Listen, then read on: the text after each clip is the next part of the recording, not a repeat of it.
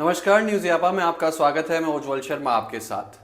लोकसभा चुनाव लगातार चल रहे हैं, 3 चरण पूरे हो चुके हैं और शुरुआत के 2 चरणों में राजस्थान में लोकसभा का चुनाव भी संपन्न हो चुका है। 4 जून को नतीजे आने हैं। नतीजे आने से पहले ही तमाम तरह के कयास लगने शुरू हो चुके हैं, तमाम तरह की बातें सामने आनी शुरू हो चुकी हैं। कहा जा रहा है कि इस बार राजस्थान में कांग्रेस अच्छा प्रदर्शन करती हुई नजर आ रही है। कुछ अच्छी सीटें कांग्रेस के खाते में जाती हुई दिख रही हैं और कांग्रेस नेताओं का कहना है कि हम भले ही एक सीट बीजेपी से ज्यादा जीतें, लेकिन बीजेपी से ज्यादा सीटें जरूर जीतेंगे। लेकिन इस बीच तमाम खबरें जो निकलकर सामने आई और खुद अब बीजेपी के लिए मुश्किलें खड़ी हो सकती हैं कि अगर 25 की 25 सीटें कांग्रेस इनको नहीं जीतने देती है और अच्छा मुकाबला करती है राजस्थान में, तो बीजेपी के लिए मुश्किलें खड़ी हो सकती हैं। वो किस तरह से हो सकती हैं? देखिए, कुछ मंत्रियों को भजनलाल सरकार से बाहर किया जा सकता है, क्योंकि कई मंत्रियों को जिम्मेदारी दी गई और उन्हें उन लोकसभा के क्षेत्र का प्रभार दिया गया। अब ऐसे में अगर वहां से चुनाव हार जाते हैं बीजेपी के प्रत्याशी, तो मंत्रियों पर गाज गिरनी तय है। अब ये तो हो गई उन लोगों की बात जिन पर गाज गिरनी है, जिन पर गाज पार्टी गिराएगी। लेकिन कुछ नेता ऐसे भी हैं जो खुद इस्तीफा देने को तैयार हो चुके हैं। जी हां, हम बात कर रहे हैं राजस्थान सरकार में कैबिनेट मंत्री डॉक्टर किरोड़ीलाल मीणा की। किरोड़ीलाल मीणा सार्वजनिक मंचों से ये कई बार कह चुके हैं कि अगर दौसा की सीट भाजपा हारती है तो वो खुद इस्तीफा दे देंगे। दरअसल ऐसा हुआ क्यों? ऐसा इसलिए हुआ कि सचिन पायलट ने अपने नजदीकी प्रत्याशी को वहां से टिकट दिलवाया। हालांकि किरोड़ीलाल मीणा भी अपने कई करीबियों को टिकट दिलाने की पैरवी कर रहे थे, लेकिन उसमें वे सफल साबित नहीं हो पाए थे।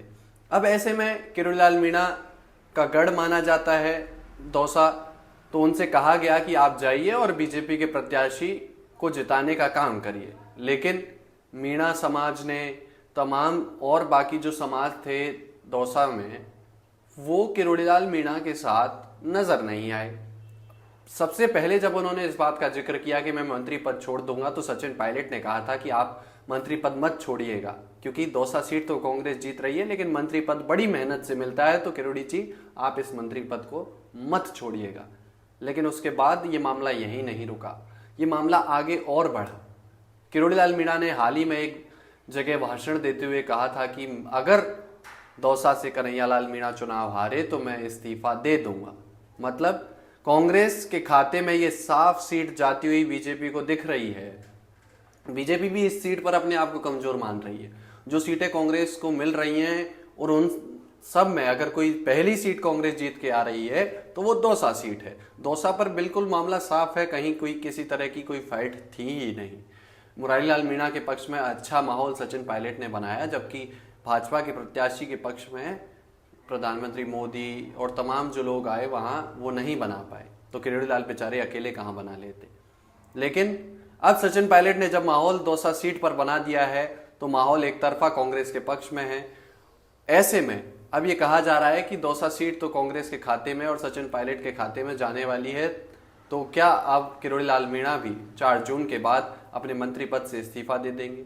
और ऐसे कई मंत्री हैं जिनको हटाया भी जाएगा भजनलाल की सरकार में से, क्योंकि अगर उनका परफॉर्मेंस उनकी लोकसभा प्रभार क्षेत्र में नहीं अच्छा हुआ तो उन पर गाज गिरनी तय है। मतलब इस सरकार में बड़े बदलाव हो सकते हैं। 4 जून के बाद मंत्रिमंडल बदल सकता है। और अगर सबसे बड़ी बात, भरतपुर और करौली धौलपुर सीट, दोनों ही सीटें अगर कांग्रेस के खाते में चली गई तो मुख्यमंत्री पद पर भी संकट आ सकता है।